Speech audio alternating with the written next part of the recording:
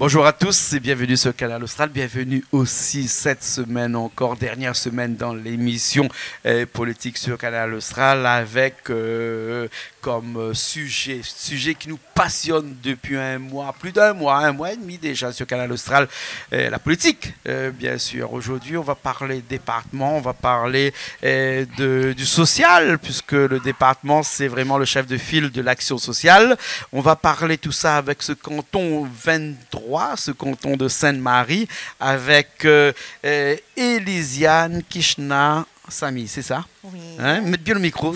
Oui, c'est bien ça. Hein? C'est bien ça. Ma pas écorche. Non, on est bon. Non, on est bien ça. Bon. Vous n'êtes pas tout seul parce que on a un binôme avec Olivier Differnon. C'est cela, oui. C'est cela Exactement. aussi. En tout cas, merci beaucoup d'être avec nous. Et bien entendu, merci de nous accueillir aussi. Merci. Vous n'êtes pas tout seul parce que on a aussi avec vous binôme Jean-Pascal Poinapin. C'est bien ça. Voilà. Et Marie-Anise Mwenzinao.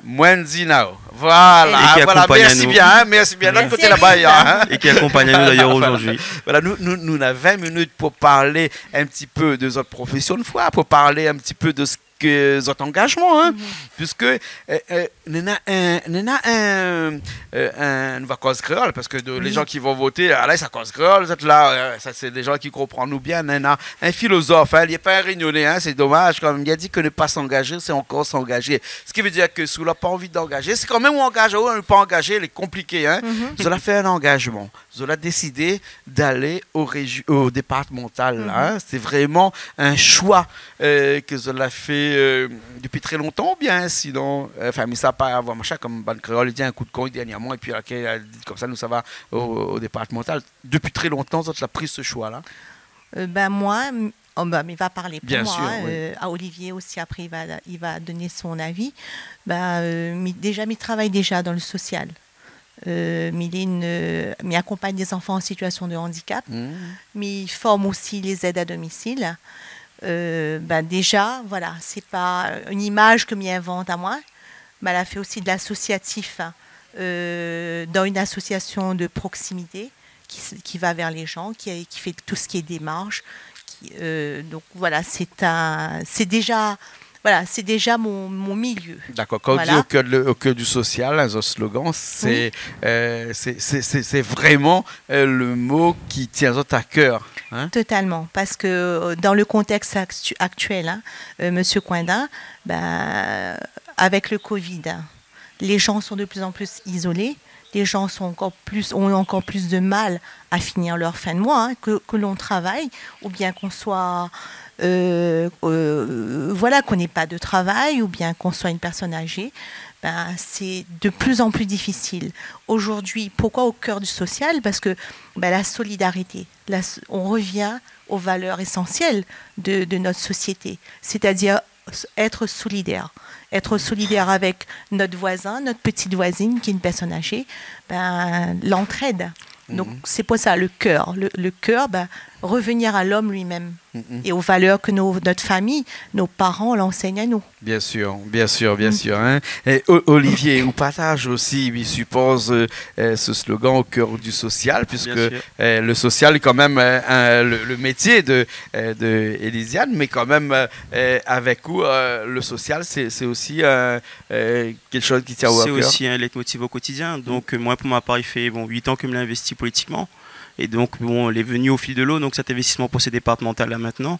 Donc, on va dire que déjà, au cœur du social, ce programme que nous l'a créé là, que nous l'a travaillé ensemble, c'est pas moi ou Élisiane ou bien le groupe que l'a créé. C'est nous, tout au sein du parti, on a fait un travail en commun. Et de plus, lorsque nous l'avons voulu mettre cela en pratique, nous l'avons vu un échantillon de personnes sur chaque quartier de Sainte-Marie pour que ce programme-là il soit plus proche de ce que les gens justement demandent. Parce qu'aujourd'hui, les gens ont une image un petit peu de la politique disant que c'est l'homme politique qui impose. Sauf que nous l'avons voulu vraiment, que nous ayons un programme cohérent et vraiment en réponse de ce que les gens vivent aujourd'hui. Donc Élisiane a parlé du Covid, mais bien avant le Covid, il y a eu les Gilets jaunes, qui a vraiment fragilisé les familles. Et donc du coup, ce programme que nous proposons, c'est pas un programme que est venu tout seul, c'est pas personne n'a pour l'instant s'infuse, mais c'est un programme que nous avons créé vraiment en lien avec les institutions, les associations et la population de notre canton 23 pour pouvoir répondre au mieux au challenge, à l'urgence que nous avons aujourd'hui au sein du département de la Réunion. Bien sûr, bien sûr. Un programme qui est axé sur à peu près 8 grands points que nous va citer là, nous va revenir après avec la jeunesse, les personnes âgées, les personnes porteurs d'handicap. On est vraiment là dans les compétences du département. La petite enfance, encore plus, le logement aussi, l'agriculture, bien sûr. Les associations qui, on ne connaît pas trop si c'est une compétence du département, mais en tout cas, de plus en plus, on voit des associations qui gèrent un petit peu tout ce côté social-là. Et puis après, à la fin, notre 8e point, la santé. Nous allons aller vraiment au début, un petit peu, nous avons 20 minutes à passer ensemble, en passant par la jeunesse. C'est ce que autres appellent les 15-29 ans. Là, Et bien, Sainte-Marie, 30% de la jeunesse qui quitte l'école sans diplôme et 39% d'entre eux sont au chômage. Ça, c'est notre constat. Et je suppose que c'est des chiffres qui disent exactement la réalité du terrain de Saint-André, c'est-à-dire Sainte-Marie, pardon, excusez-moi. Merci. Merci Olivier. Merci. Tous les jours, Saint-André, c'est pour ça. Sainte-Marie, 30% des jeunes qui quittent l'école sans diplôme et 39 d'entre eux qui sont au chômage. C'est quand même catastrophique. On va dire un chat, on va pas aller un chat, on va pas se voiler la face, comme on dit ici. Donc, qu'est-ce que tu proposes? Ce ne sont pas des chiffres que nous sortons du chapeau, que nous inventons, c'est des chiffres vus par l'INSEE. Donc après, nous, en tant que citoyens, militants, politiciens, donc nous voyons ces chiffres-là, nous voyons un petit peu quel levier accéder pour justement permettre cette émancipation, cette insertion qui se fera naturellement pour les jeunes. Donc ça va se passer déjà d'une part, je le pense, au collège déjà. Donc c'est vraiment pour avoir l'étude surveillée après l'école, pour lutter contre le décrochage. Après aussi, c'est vraiment aussi mettre en exergue aussi cette volonté des jeunes de s'en sortir, mais aussi travailler dans la singularité. Parce qu'aujourd'hui, moi-même ayant une formation générale, on va dire, donc m'a plus rentré dans une case qu'autre chose, m'a pas parti vers ce que moi-même souhaite vraiment. Et petit à petit, on voit que les forces en présence vont vers la singularité de chaque jeune. Chaque jeune a son besoin, chaque jeune a son leitmotiv au quotidien.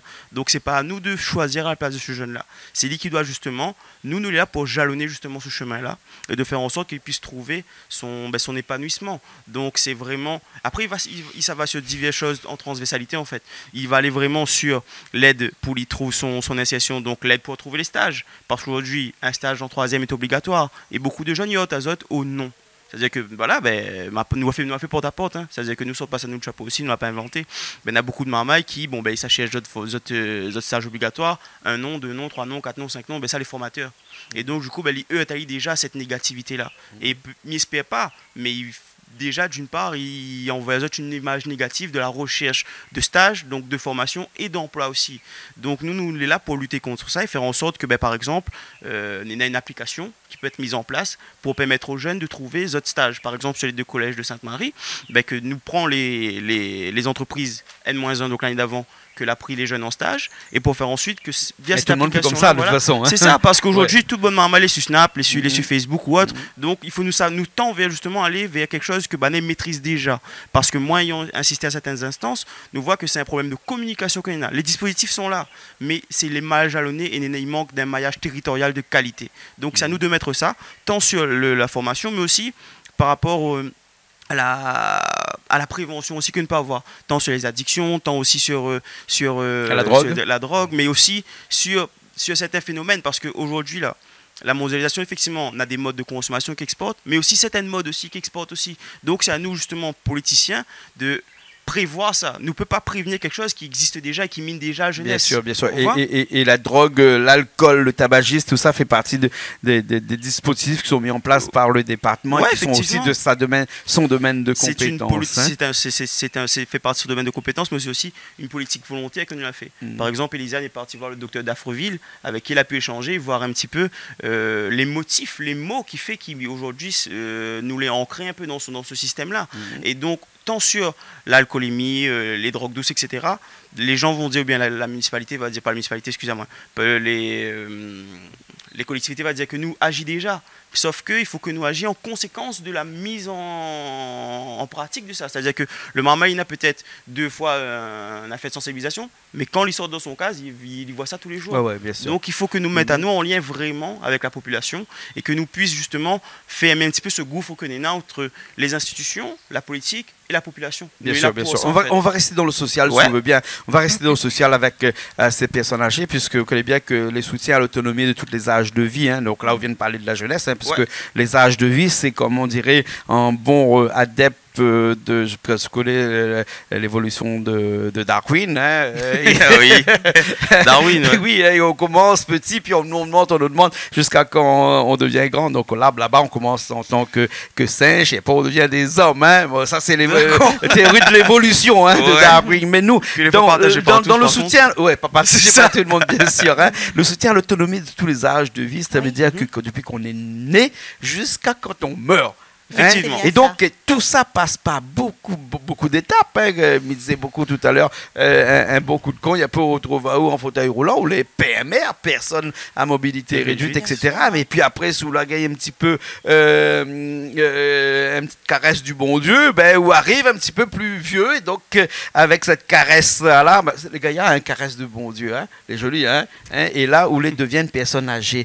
Hein? Et que ces personnes âgées-là, de plus en plus, ce qu'on appelle les seniors, aujourd'hui, là, hein, et ça va aller en augmentation. Exactement. Hein, et que ça, c'est là pour proposer à toutes ces personnes qui vont être dans bientôt, ça va être nous, hein, aussi un petit peu plus tard, aussi, hein, nous sommes obligés de passer par là, et quand nous arrivons là, nous serons bien contents d'avoir un soutien de nos politiques qui pourraient nous faire en sorte que nous arrivions à une vie meilleure. Cela, pensez à ces personnes-là dans notre profession de foi. À ces personnes âgées-là. Oui. Hein? Nous, déjà, de la personne âgée, les problématiques auxquelles elles sont confrontées aujourd'hui, Monsieur Coindin, c'est que,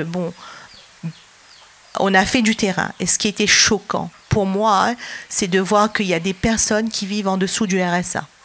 Beaucoup de personnes âgées ont des fois 100 €, 200 €, des très petites retraites. Et c'est hyper choquant. C'est quelque chose, nous en tout cas, qu'on voudra porter par la suite, hein, au niveau des députés pour trouver une solution. Ouais. Qu'est-ce que nous,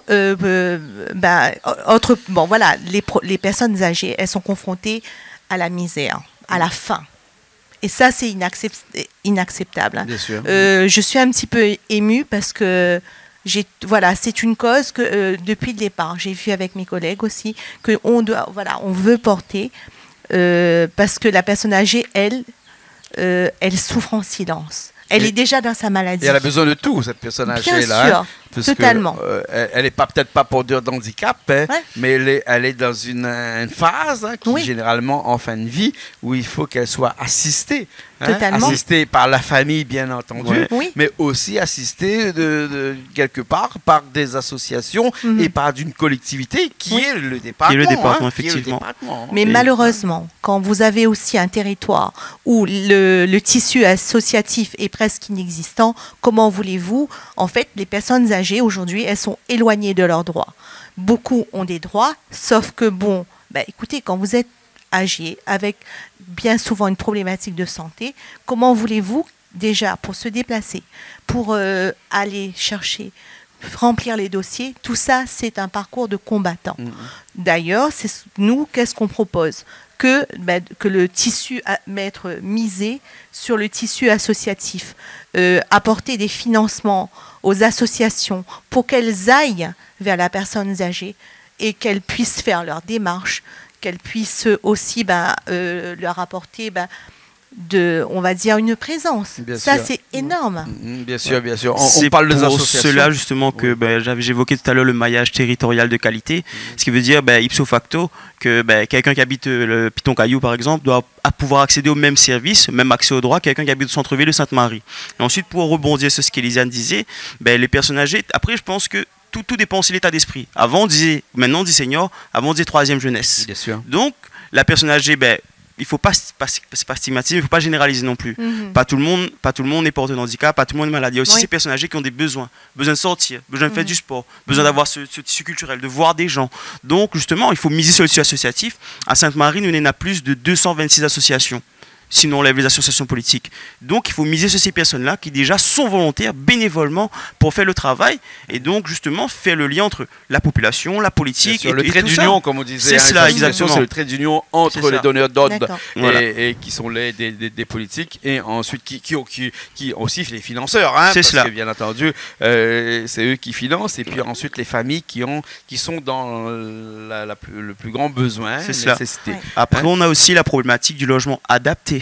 Donc là aussi, c'est une bonne partie des financements du conseil départemental pour l'adaptation des logements des personnes qui sont propriétaires. Mais aussi, il faut savoir que le département garantit 100% des logements pour personnes âgées, ce qu'on appelle communément RPA. Donc après, justement, avec les échanges, nous, on avait cette volonté de travailler pour mettre en place divers RPA sur Sainte-Marie. Mais les personnes nous ont dit oui, mais c'est pour les mettre dans des immeubles accessibles en quelque sorte, ça ne servira à rien. Donc nous, c'est de faire la RPA, mais en petite maison de ville. Parce qu'aujourd'hui, chaque résidence senior, mais voilà, au maximum en R+1, c'est-à-dire en premier étage, pour ça que là encore un petit peu plus mobile. Mais en plus d'associations, le tissu associatif que nous souhaitons mettre en place pour que Banet puisse accéder à certains droits, devoirs, mais aussi faire que Banet puisse sortir à air azote et avoir aussi cet épanouissement-là, de vivre, cette volonté-là vraiment, il faut aussi Banet ait un logement qui convient à azote besoin aussi.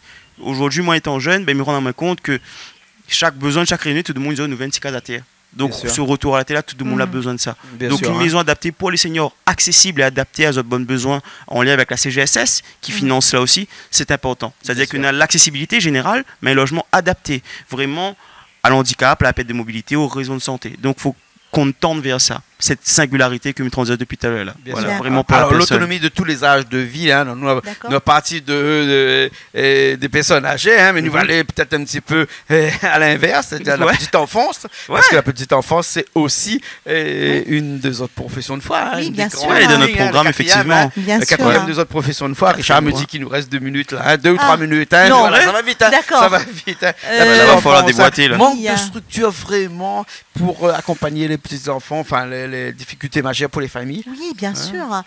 Aujourd'hui, quand on est un jeune parent, sur le territoire en tout cas, il y a beaucoup de crèches, mais il n'y en a pas suffisamment. Pour aider les mamans pour l'accès au travail, mais aussi, nous, c'est lutter contre les inégalités, Monsieur Coinda. Pour que nous, aujourd'hui, par exemple, un enfant qui est issu d'une famille aisée et un enfant qui est issu d'une famille modeste, ils n'ont pas les mêmes chances. Donc, permettre d'avoir plus de garderies, c'est aussi permettre aux enfants de pouvoir développer le langage, développer la socialisation. Et bon, on ne réduira jamais les inégalités. Elles sont là depuis la nuit des temps. Elles vont perdurer encore et encore. Donc, nous, on est là pour quand même faire notre travail. Et tu parles aussi de notre profession de foi de l'obésité, du diabète pour les enfants, parce que La Réunion est un territoire de diabétiques, donc on va peut-être pas passer un petit peu là-dessus, mais en tout cas l'obésité, c'est quelque chose qui vient d'arriver, il n'y a pas longtemps. Maintenant, on voit que les enfants deviennent de plus en plus gros, on a l'impression de se retrouver un petit peu, La Réunion, c'est l'Amérique. C'est la mondialisation, c'est l'exportation du système des modes de consommation. L'Amérique de l'océan Indien. En quelque sorte, pas trop. Mais comment dire, effectivement, ça c'est l'éducation, mais après aussi l'aide dans les formations parentales. Aujourd'hui, ça se fait déjà, honnêtement. Donc, on ne va pas dire que ça ne se fait pas, mais il faudrait peut-être que ça aille sur diverses thématiques, que n'est pas juste une formation empirique générale. Et après aussi, faire en sorte que ce ne soit pas, pas stigmatisant, mais aujourd'hui, les personnes qui bénéficient de ces formations, sont des personnes qui sont déjà fléchées, qui sont déjà vues, qui disent voilà, on a besoin de formation là parce que vous n'avez pas élève des enfants. En quelque sorte, ce que le monde dit. Mais il faut que nous mettions ces assises-là en place pour faire en sorte que justement, de monde ça va vers ça naturellement. Et qu'il y ait une thématique santé pour apprendre à haut, comment nourrir des enfants bien comme il faut. Parce que pas tout le monde aujourd'hui n'a accès à des produits de qualité, justement, et pas tout le monde aujourd'hui n'a le même moyen financier.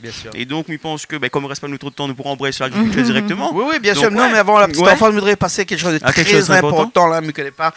C'est la sexualité qui est aussi une des compétences du département. Aujourd'hui, nous retrouve qu'à La Réunion, par exemple, nous fait partie de ces départements qui a un taux de naissance vraiment élevé, c'est-à-dire que c'est des enfants qui font des enfants presque. Maman elle a 15 ans, 16 ans, c'est les grossesses précoces en quelque sorte. C'est des grossesses précoces et tout ça c'est une problématique problématique qu'il faut résoudre aussi, ça. Quand je Bien parle de sûr. petite enfance, ça prend tout ça en Oui, compte bien aussi. sûr. C'est bien l'éducation qui vient là. Après aussi, c'est ce que me transmet depuis tout à l'heure, que ce que m'a évoqué tout à l'heure là, c'est voilà l'éducation depuis le collège, parce que nous gérons le collège. Donc justement, avec cette présence aujourd'hui, il faut que, en fin de compte, il faut que bonne maman soit dans notre compte, ce que vous en avez dans votre main. Voilà. Et que les autres y voient aussi qu'aujourd'hui, un maman peut tendre justement plus vivre sa sexualité avec la présence sur les réseaux, avec ce genre de choses-là. Donc, tant les parents ils doivent comprendre ce que tu mets dans la main de leurs enfants, tant aussi, justement, basé sur les associations, comme nous l'avons évoqué tout à l'heure, pour que cette formation-là soit faite. C'est-à-dire, mais pas qu'une seule fois en cinquième et en troisième, mais il faut que ce soit vraiment fait à la hauteur de l'exposition de nos jeunes aujourd'hui sur les réseaux, à ces modes de vie-là. Parce qu'aujourd'hui, on va dire que c'est banalisé. Moins de mon temps, on va dire qu'on avait un petit peu plus honte, mais voilà, nous un peu plus. Mais moi, je rejoins Olivier, parce que j'avais rencontré un professeur qui me disait en fait que beaucoup de jeunes accèdent à des vidéos qui n'étaient pas destinées à des enfants très jeunes, sans contrôle en fait, et que ça déstabilise beaucoup l'enfant. Aujourd'hui, un parent lui offre son enfant un téléphone avec un internet au débit, sans nécessairement penser au contrôle qu'il doit avoir. Exactement. Le contrôle parental. Et donc, c'est fou. Voilà, c'est fou, c'est-à-dire qu'on donne un outil qui permettait d'avoir accès à tout n'importe quoi. Après, on donne encore beaucoup de choses, beaucoup d'applis, beaucoup de sites aussi. Donc voilà, il faut vraiment que nous voyons ça. On va aller une minute à l'agriculture. Oui, c'est pas beaucoup, mais les autres aussi prennent des techniciens agricoles pour accompagner la transformation des exploitations vers des pratiques biologiques. Explique-moi un petit coup juste en deux. Oui, effectivement. Pour la Réunion, comme tout l'État français, nous avons comme objectif 2050 avoir un territoire zéro carbone. Donc justement, aujourd'hui, nous l'avons rencontré, nous avons vu les agriculteurs sur le terrain. Banal a bien fait comprendre. Bon, il manque de financement, il manque de subventions, mais Banal a dit aussi, nous n'avons un technicien pour tout le bassin d'eau. Comment on nous fait? Mon bon salarié est malade aujourd'hui, mais il ne gagne pas nourrir. Donc justement, c'est mettre en place plusieurs techniciens sur le pôle de Sainte-Marie. Et l'agriculture biologique, justement, c'est l'agriculture raisonnée. Donc comme tous les candidats y pensent, nous l'avons été sollicité par l'association Oasis. Donc la demande à nous t'avis. Donc forcément, nous va répondre oui. C'est-à-dire qu'aujourd'hui, nous devons agir et faire en sorte de prévenir ces maladies aiguës-là qui peuvent découler d'une agriculture trop intensive et justement qui découle de ce système de consommation-là qui fait en sorte que nous veut nourrir le plus grand nombre trop vite. Et donc, il faut faire en sorte que nous mises sur la Réunion, sur nos dotations naturelles aussi. C'est ce qui est important pour nous. Bien sûr. On n'aura peut-être pas l'occasion de développer, en tout cas, sur l'agriculture, malheureusement, parce que nous avons dépassé l'heure de 2 minutes. Là, Richard, qui est de côté, là, me fait un grand signe. Là, vous dire que, juste pour dire à la caméra qu'il faut aller voter le 20 juin et surtout voter Olivier Différent et puis Elisiane Kishna Sami. C'est ça. Différent, Olivier. Voilà. Il laisse 30 secondes la parole. Oui, le 20 juin, moi j'appelle à la mobilisation, de voter pour notre liste, Olivier Differnand et Lisiane Kishnasamy. Voter le changement aussi, donner de la chance à des jeunes ambitieux. Moi, je dirais aussi brillant. Olivier, c'est un jeune brillant. Je suis fière d'être sa colistière. Et aussi, nous, on a cette force de nous battre pour les problématiques qu'on a avancées et de trouver des solutions, surtout. D'accord.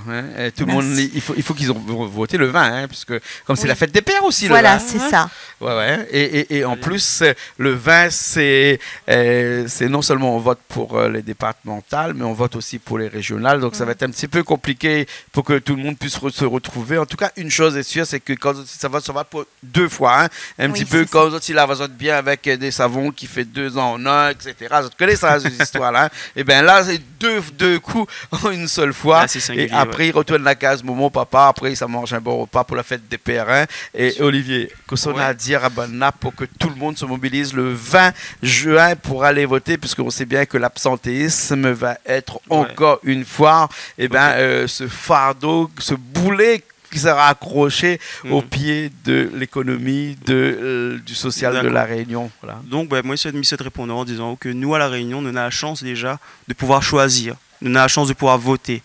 Donc, malgré le fait que les gens n'ont plus confiance à la politique, malgré le fait qu'aujourd'hui, il devient de plus en plus difficile, malgré le fait qu'aujourd'hui, on n'a peut-être plus confiance, nous avons encore ce choix, nous avons encore le pouvoir de faire le choix.